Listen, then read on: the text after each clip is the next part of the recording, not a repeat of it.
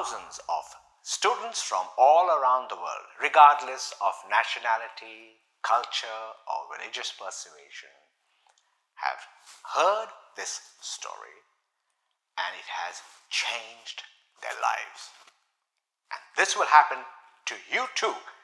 So, pay attention.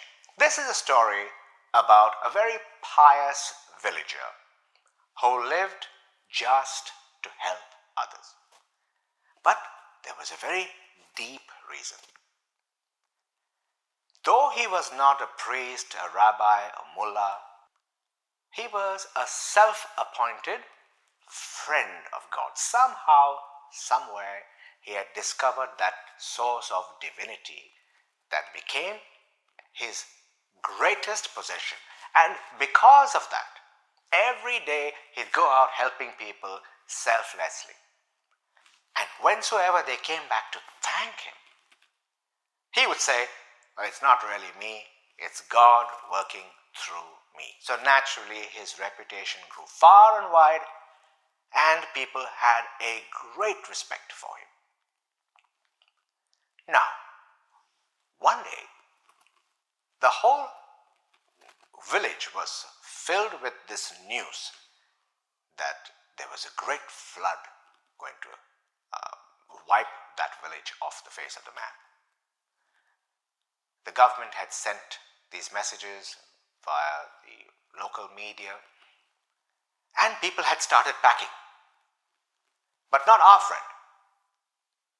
He decided that he would stay. In fact, there was something within him that suggested that this flood was sent by God as a test of the faith of these villagers. So he began to tell them, have you no faith? Don't you know all our lives we've been praying to God? This is our time for us to show our faith in him. And they said, yeah, that may be, but if we can go to safety, we are going to do it. So they all left, and he was the only one, and yes, the flood arrived, and the waters rose, and soon after, the first level of houses were completely submerged. And our friend was standing on the roof of his house. Some local boys came with a canoe. They spotted him, they knew who he was, and they begged of him to jump on the canoe. And he said, no, carry on. You are people of little faith. God himself is coming to save me. And in spite of all their efforts, he wouldn't listen, so they had to go. The waters then rose up to his chest level. And then they had a motorboat with the home guards. They persuaded him, or tried to persuade him, come on, let me save you. No.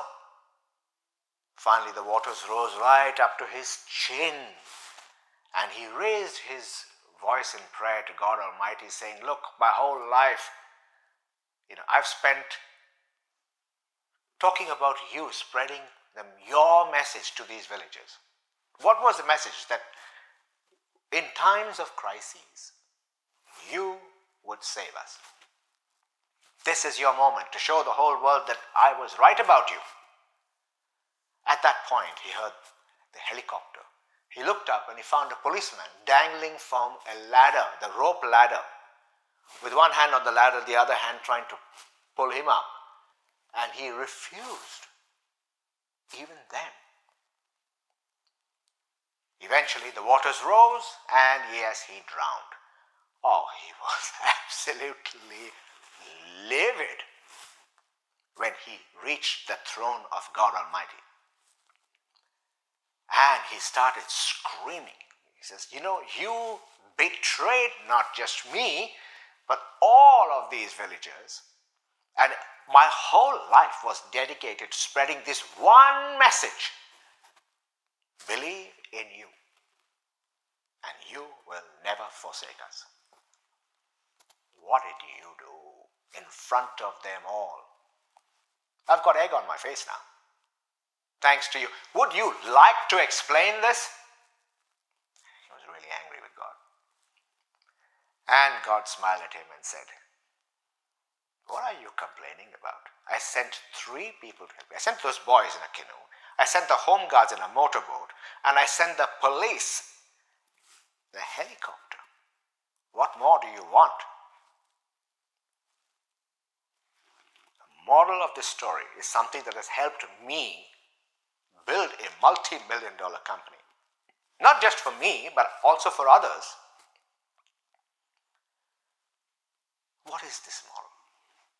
Don't expect God to personally do for you what you are able to do for yourself. Now, does this mean I don't believe in prayer? Oh, quite the contrary. By all means, all of us, when we reach that point where we can't see anything beyond, we feel that in spite of all our experience, in spite of every bit of trial and error, we simply can't get ahead. We've got to raise our hands in prayer. I get it so completely. I do it myself. But this is where we go wrong. Where do we go wrong? We make that prayer. We ask God for help, and God sends us help through people we would never expect it to come from. This is where we go wrong. Very often in my life, I've prayed, I've asked for direction and solution, and then I get in a taxi, and I get chatting with the taxi driver, who asked me, what are you so worried about? And I said, well, this is where I'm going, this is what I'm worried about. And he tells me they are a taxi driver giving me an answer. How could that be possible? And that's when I had to remind myself, God speaks in strange ways. It's for us to listen and to find out where that message of help is coming from and use it. So this is what I would expect you to do as well. Always be in a state of vigilance. Pray by all means, but do what you can yourself. And number 2, always be in a state of awareness, because you never know where help can come from. Sent, of course, by God through people and situations that we may never see as divine.